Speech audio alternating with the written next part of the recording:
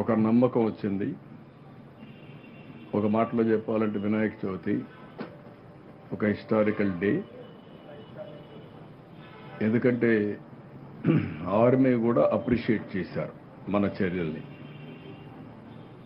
వాళ్ళకుండే engineering division కూడా మన వాళ్ళు చేసినటువంటి ఎఫర్ట్స్ అన్ని చూసిన తర్వాత చాలా బాగా చేశారని మన వాళ్ళని అప్రిషియేట్ చేసే పరిస్థితి వచ్చారు. 4 రోజులుగా నిమ్మల రామానాయుడు, అదే మరిగా హెచ్ఆర్ మినిస్టర్ లోకేష్ వీళ్ళంతా అక్కడే రిపీటెడ్గా ఫోకస్ చేసి దీన్ని పూర్తి చేయగలిగారు. దీనివల్ల ఏదైతే వాటర్ వస్తుందో అది ఆగింది, ఇన్ఫ్లో పూర్తిగా ఆగింది.